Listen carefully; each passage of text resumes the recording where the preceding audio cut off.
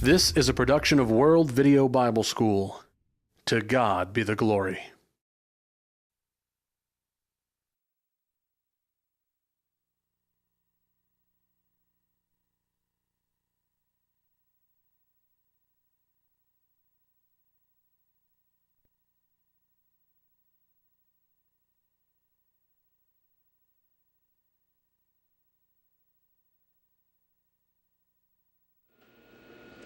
Hello, I'm Wesley Simons. I'm in Nashville, Tennessee, and we're going to have a wonderful privilege in just a moment to interview a great lady. The date is September 21st, 2002.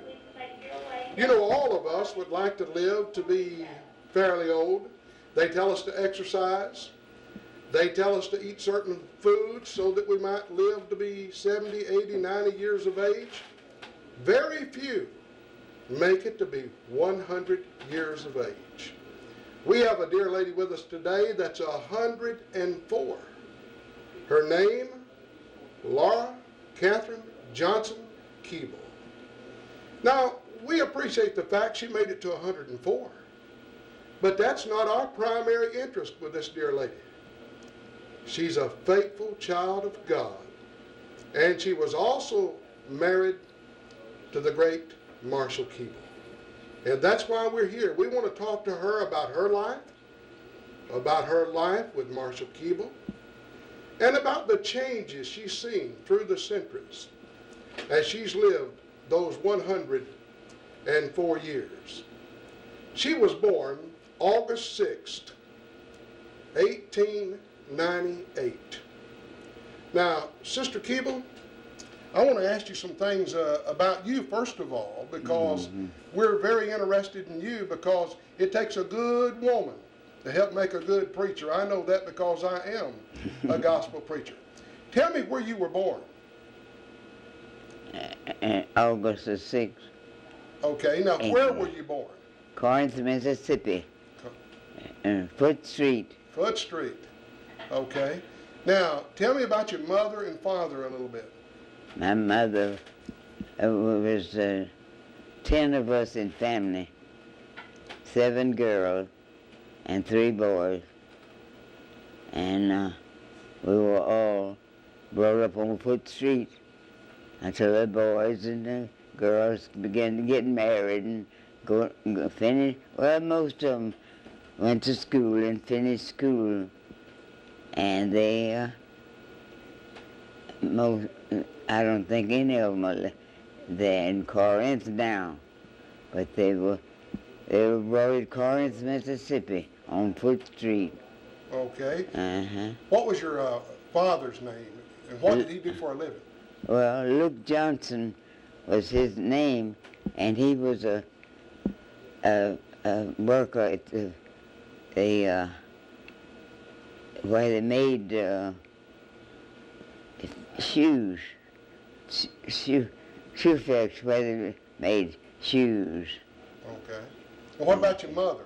What was her name? My mother was, she was mostly a nurse, because they'd come get her when the mother's one was going to have a baby or going to be sick for a while. She'd take care of them pretty good. After we got big enough to stay at home. Okay. And she would spend the day with them, be a nurse for them. So she helped them like that. And my father worked in the shop. Okay, let me ask you this. Your mother and your father, were they Christians? Yeah, both of them was Christian. Church of Christ. And in Corinth, Mississippi. Okay, let me ask you this. How far was it from your house to the church building? And how did you get there? Did you walk? I walked. It's just walking distance. It was in walking distance. About 2 blocks. About 2 blocks. I think Foot Street. And then Yeah, about 2 blocks to her. Okay, if it's raining, you still walk. That's right. If it's snowing, Walk. you walk.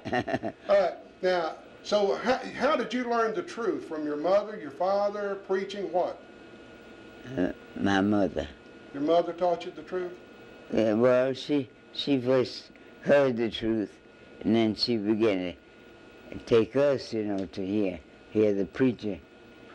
And the preacher didn't live very far from us, up the street, and he'd come by and pick us up in his, and sometimes he'd be walking, we all walked together to this place. It's a church building in here. So we continued that till all of the older ones obeyed the gospel, and we all go together to church on Sunday and on prayer meeting day, prayer meeting night, whenever it was. I think it was a day now, at night then, prayer meeting night. How did you meet Brother Marshall Keeble? How did I meet him? Yes. Well, he had been to school at the state school, and he went to take medicine there in Corinth. It was a medical condition, and he took medicine, and he learned. I just think I had that history on that, but I can't get it together right now. That's okay. Did Brother Marshall come there to Corinth and preach? Did he come there to preach? Yeah, he loved the church, and he preached every time that he'd come. They'd ask him to preach, you know. Right. Mm-hmm. Okay. What did you think of Brother Marshall the first time you heard him preach? I thought he was a good speaker. Yeah. Mm-hmm. He was a great preacher, wasn't he? Yeah. You know, our audience may not know this, but you know, your husband baptized 50,000 people into Jesus Christ. That's right. Boy, he was a great preacher, was he not? He would go from places, you know, round about and preach, and they would obey the gospel. Right. Now, did you want to be a preacher's wife when you first saw Marshall? Did you think, hey, I'll make a good preacher's wife? Well, I just thought he was great, you know, and we had our preacher at home, Jesse Hannon. He was always with us, you know, and he loved to preach there too, my home. He was, his family, he had a family, and we knew him well, so he knew the Bible, and after they got together, I knew he was a preacher. Yeah. He was a good one. Yeah, that's great. You know, one of the great things about Brother Keeble was he trained so many young men to be gospel preachers and to work for the Lord. He just loved to get the men, you know, the young men to travel with him, go with him, and they were baptized, you know, and were members of the church while they were learning to preach. And that's really so many of them are preaching now. Yeah. That's where they got it. We were talking about being a preacher's wife a few moments ago. Did people treat you differently because you were a preacher's wife? No, I don't think so. I never did think what you mean, to go with them or just to stay at home? Well, you know, a lot of times they look at a preacher's wife and think she ought to be more spiritual and she ought to live better, and they put you in a glass house. Did people do you that way? Oh, no. I was brought up under, my mother was a strict mother. Mm-hmm. And there was 7 girls of us. And 3 boys. Yeah. And we were all brought up the same way, go to school and then go to church. Yeah. Like all husbands and wives, Huh? sometimes there are disagreements. Was it easy to work these disagreements out with Marshall when y'all disagreed on something? Oh, my husband? Yeah. No. No, I never was disagreeable. Didn't have many of those disagreements, huh? Well, that makes it good. It really does. As you see Brother Keeble's life, if you had to pick probably the most important thing, I know this would be hard, in his life that he accomplished, what would you pick? If you say, here's the greatest thing Marshall Keeble ever did. Now, I know becoming a Christian would be number one, but the work. Do you have something in mind that as far as he would be prouder of this one thing, more proud of that than anything else? One thing, while he was preaching? Yeah, during his preaching career. Is there something you can think of that he'd say, I want to be remembered for that as much as anything else? For instance, he was big on Christian education, training young men to preach, holding his evangelistic meetings. I mean, he did a lot of wonderful things. Did he ever speak to you of one of them meaning a little bit more maybe than the other? Or were they all equally important? He always, what, about the gospel? Yes. That was his determination to know the Bible, you know. And he had his sermons always, he always kept them to the Bible. He never was a joker, you know, he preached the Bible. Preach the Bible. You know, that's what we need today, Sister Keeble. We need men who will preach the Bible. Now, I had the privilege of listening to him preach by way of CD coming up here, and it seems like all of his messages he pretty well had memorized. Is that right? Can you remember him going through the house, say, trying to memorize scripture or anything like that? Because he seemed to have his lessons pretty well memorized. That's what he worked. When he got home, he worked on his sermon. You know, I had sermon books. I don't know where they are now, but they're stacked away somewhere. But he always kept that up. When he went on these evangelistic trips, did you go with him much? No, I didn't go. He wanted to take the young men, you know, and train them. He would train them. I mean, being with people and how to get along with them and everything, you know, that goes along with preaching and being with a Church of Christ people. And boy, we're indebted to him for training all those young men. He did a great work right there. Talking about getting along, let me ask you about this. You know, Brother Keeble was often mistreated by the white man, and we're sorry about that, especially the KKK. How did he deal with that? I mean, he seemed to deal with it so well. Did he share his thoughts with you about that? Well, he did. He had a talent, I call it, dealing with people, you know. He just knew what to say and what to do, how to get along with people. Yeah. Yeah, it's said that once he won a friend, he didn't lose that friend. That's right. Yeah, and that's a great quality. And it seems like no matter how badly he was treated, he could always return that with love. That's right. And so that was a great quality of his.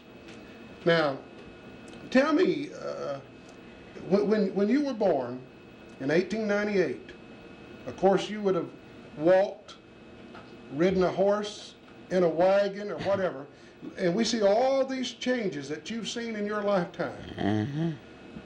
What to you is the most amazing change maybe that you've seen in your lifetime? What would you think that might be? We've got the automobile, airplane, television. Anything in particular that's a change that, in my life, yeah, in your lifetime? well, my mother was a good Christian, but my father didn't care a thing about church. Is that right? He would go with us and stay a while, but he worked at a stove factory, made stoves and, factory. And he didn't care a thing about church. He just go with us because it was a big family of us, and he wanted to be with us. Yeah. Did he ever change and become a Christian, or is that the way he lived and died? He did. He obeyed the gospel. Well, that's great. But he didn't, that's all. He wanted his life to go on single. He didn't care about teaching people the gospel or nothing like that. Yeah. Was Brother Keeble instrumental in converting your daddy? Or was he a Christian before you married Brother Keeble? No, he wasn't a Christian. He just a working man in a factory. Right. Uh-huh. Okay. But did Brother Marshall Keeble help convert him, your daddy? I think he did. Okay. Uh-huh. That's good. Now back to this change. You see any, from the time you became a Christian, did you see a lot of major changes in the Lord's church during that time, in attitudes or anything?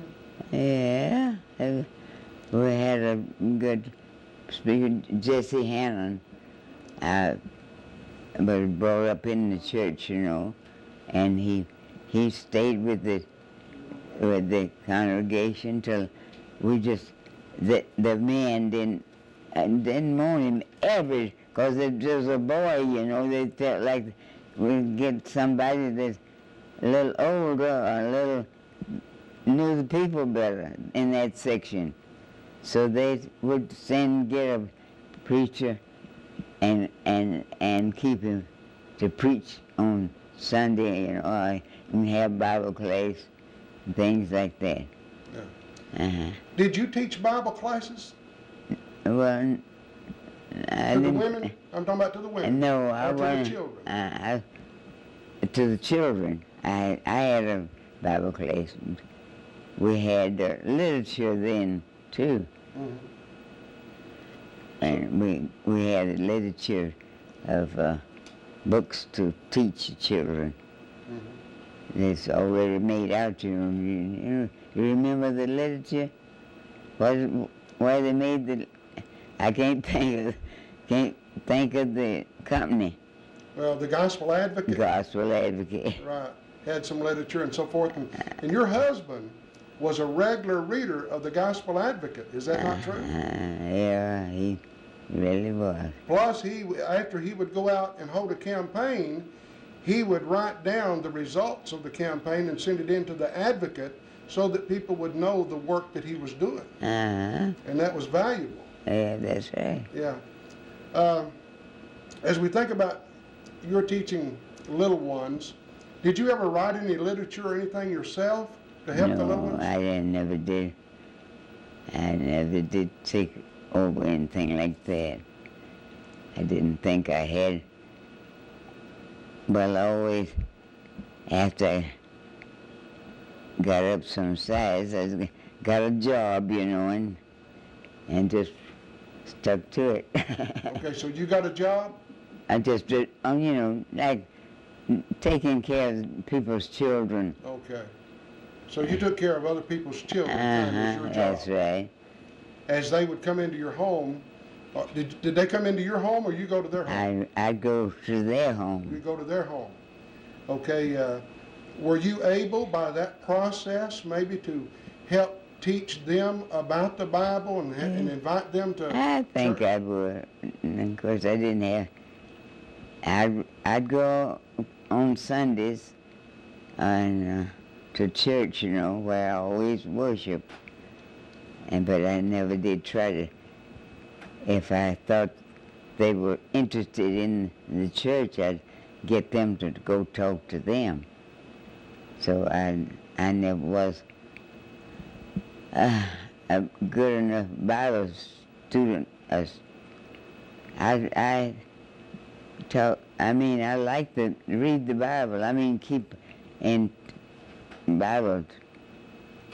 On Sunday school, I had Bible class, and I grew up to be grown, but I never was go out and teach. Mm-hmm. So then what you're saying is, once you kept these children, and if you could influence them or their parents, you'd get somebody else to come over and teach them the Bible. Mm-hmm. That's wonderful. That's a great work within itself. I know you had many precious memories with Marshall Keeble. If you could pick one, and I know this is catching you off guard, but one precious moment with Marshall Keeble, what would that be? Can you remember an outstanding time you had with him that seems to stand out greater than any of the others?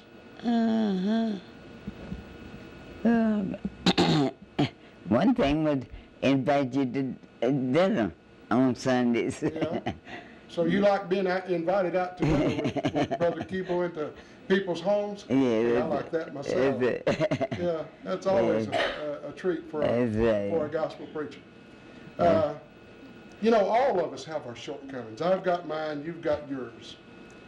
If you could have changed one thing about Marshall Keeble, what would you have changed? Let's see. I know that's tough because he's such a great man. But, if you could have changed one little bad habit he had, hitting his spoon against the cup or anything he did, as he's going through life. I know reading a book about him, he said he talked a whole lot. And he liked for you to listen. That's just what he'd get in the crowd, he'd be the talker, Yeah. Uh-huh. Yeah, he said you were the listener, he was the talker. And he expected you to listen as he talked. Uh-huh. Yeah. But can you think of anything you'd change about Marshall Keeble? Any changes? Yeah, any changes you'd make in Marshall Keeble? If you were going to marry him again today and you'd say, hey, here's something I'd like to change about Marshall Keeble. Yeah. What would you change? Anything at all? Maybe nothing. Nothing. I don't think even eating at home, he just eat what was there. He never grumbled over a certain thing to eat. Go somewhere and eat. Just stay at home and fix something to eat, and he enjoyed. Yes, he's and with the children, with us, the family. Yeah. Sister Keeble, as we view Marshall Keeble, looking back through time, all the material we can get on him, he seemed like such a humble man and easy to get along with. Was he that way at home? Yeah. He was that way at home as well? Yeah. Was he that tender and gentle with the children? Yes. Just that? That's right. Yeah. Just. So you're saying he made a good preacher, a good husband, that's right. a good father, and a good citizen, and somebody that we all can look up to. That's right. Okay. All right, is there anything else you want to add about the life of Marshall Keeble or your life? No, I can't think of anything. Now. Okay. Well, thank you for being with us. We certainly want to thank Sister Keeble for being with us and sharing some thoughts about her husband, Marshall Keeble. We're richly indebted to him and for what he did not only for the black people, but for the white people as well, teaching us to love one another and love God and the gospel first and foremost. Thank you, Sister Keeble. That's when it explains it all. That's right. Bueno.